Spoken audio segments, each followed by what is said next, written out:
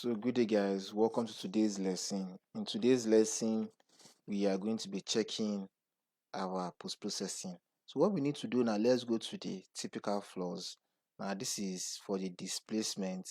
Displacement automatically comes on, so we can choose whichever load combination we want. Okay. So what we need now, sorry, what we need to do now is let's check our bending moment diagram, which we've not done. So you can see your bending moment diagram here. We have this here, so select it and choose the load combination which you want to check. So let's check under UD contour and moment M33. So let me explain what moment M33 is. Okay, so now we have our section of the beam like this, right? So we need to draw our local axis. So coming like this is 3 direction, going like this, let me make it green so you know this why. Going up like this is the 2 direction. Then let me make this blue. Then going inside the beam, going longitudinal inside the beam is the 1-2 axis. So for example, when you hear moment 3 axis, it is about, so it's bending about this point, bending about this point. When you hear moment 2 it is bending about this axis, it is bending about. And when you hear 1-2 it is twisting, so that's why you get torsion, it is twisting. So let's go back to our software and let's check M33. So select it, click OK. So we can see our moment. So it looks like what we have. Now I told you that if you check the moment with shear wall, without shear wall, you will see that we have something typical to this around this side, but because of the shear wall is stiff enough, it will take more load. So this is one of the things of shear wall. So it's very stiff. So you can also check your shear force diagram. So come here and your shear force. So your shear force is going to be 2 like I said. Your shear force is along this direction, so it's shearing along this direction. If you see it longitudinally like this, this is the longitudinal beam, right? So it is shearing along your y direction. You see, y is up, z is facing here, then x is going into this place. So z is coming out, is bending about z like this, or about 3. So it is going along the y. That is why it's shear 2. So let's come back here and pick shear 2 and apply. So you can see your shear force diagram, which is something similar to what we expect. Okay, so the next thing we need to do now is to go back there and see our displacement. So let's go to display,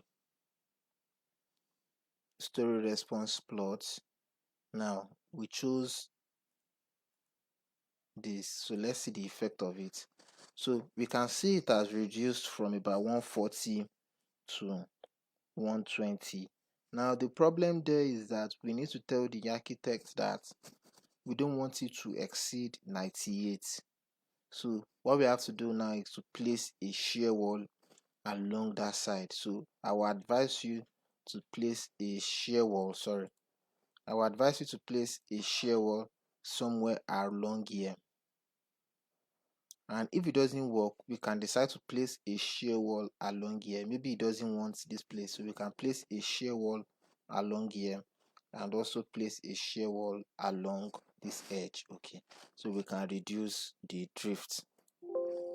But if it was wind alone, we don't even need to place a shear wall. We just use masonry to lift our leaves. What I will do is go to, okay, I'll come here and choose similar stories. So I'll select this and select, let me put it at the end here and select this. Okay, so I will delete them and place a shear wall there. Okay, so let's draw our shear wall. Okay, so select this and draw your shear wall. Okay, and draw your shear wall. Okay, so let's look at it in 3D. So the problem is, on similar story, Okay, okay. So what I'll just do is, since there was a mistake, I'll just select these ones, and you can rotate it from here. Rotate it, select it, and replicate it to other stories. So replicate it to 15th to second floor. Okay, so let's see what we have. So this is what we have. Now let's run the analysis, and let's hope the drift and the story displacement would have been reduced. So we'll run the analysis. So it's going to take a little while for the analysis to run.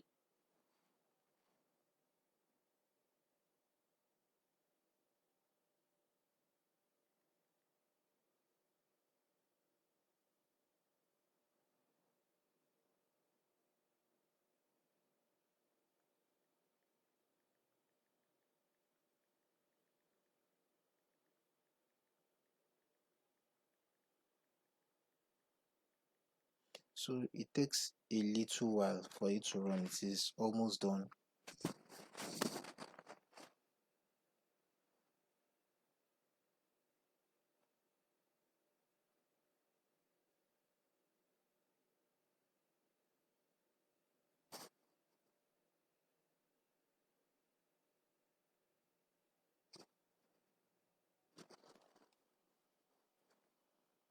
So it is almost done. It is saving the mesh.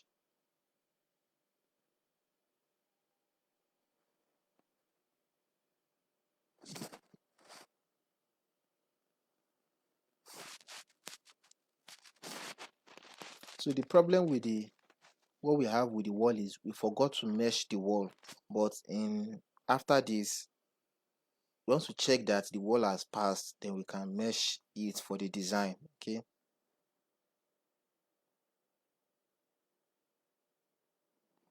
So you can see. So the reason why it's just giving a typical value is because we forgot to mesh the walls. So let's quickly go back to our story response plot display. Okay, story response plot, and let's check our maximum displacement. So we can see that our displacement has reduced.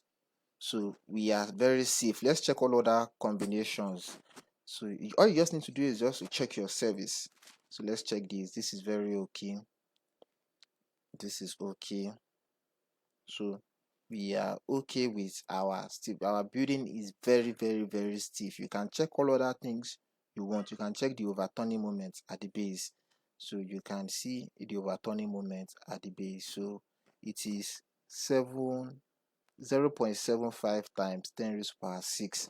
So that is 750,000 kilonewton meter. That is the overturning moment for this load combination. So this is the overturning moment for this. Okay, so for earthquake alone is just 750. So you can check all other things you want, anything you're interested in. The story stiffness, so you can see how stiff it is in this combination. So the story stiffness is uniform. So that's the kilonewton per meter. So you can check whichever load combination you want, you can check it, but we're not interested in that, so I'll just close this and come back to my displacement. Let me select this and close this. So we can see we've been able to reduce our displacement now. So all I need to do now is I'm going to mesh it and fix this one for the subsequent videos. Okay, so thank you for watching today's video. If you have any question, you can drop it in the comment section. Thank you very much.